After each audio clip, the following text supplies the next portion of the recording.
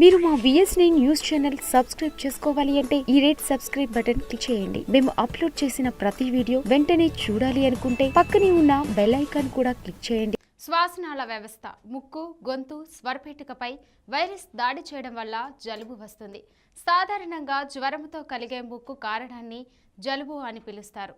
సర్వసాధారణంగా మామూలు జలుబు లేదా పడిసం రైనో వైరస్ అనే వైరస్ క్రిమి వల్ల లేదా కరోనా అనే వైరస్ వల్ల కలుగుతుంది. వాతావరణంలో ఉండే ఈ వైరస్లు దేహంలోకి ప్రవేశించినప్పుడు జలుబుతో బాధపడుతున్న వ్యక్తి ఉపయోగించిన తువ్వాళ్లు, చేతి రూమాలు వంటివి వాడటం వల్ల జలుబు వ్యాపిస్తుంది. కళ్ళు ఎరిపెక్కడం, తుమ్ములు, దగ్గు, ముక్కు నుంచి నీరు కారడం, శ్వాస పీల్చుకోవడం కష్టంగా ఉండటం దీని ముఖ్యమైన లక్షణాలు. వర్షాకాలం, చలికాలం వస్తే చాలు అప్పటి వరకు ఎక్కడ ఉంటుందో తెలియదు కానీ ఒక్కసారిగా వచ్చి పట్టేస్తుంది జలుబు. పిల్లలు స్కూలుకు వెళ్ళే వరకు బాగానే ఉంటారు, కానీ తిరిగి ఇంటికి వచ్చేటప్పటికి నీరసంగా వస్తారు. జలుబు అంటుకోగానే ఒకటే ఒళ్ళు నొప్పులు, గొంతు, తలనొప్పి, జలుబు, జ్వరం ఈ లక్షణాలన్నీ ఒకేసారి కనిపిస్తాయి.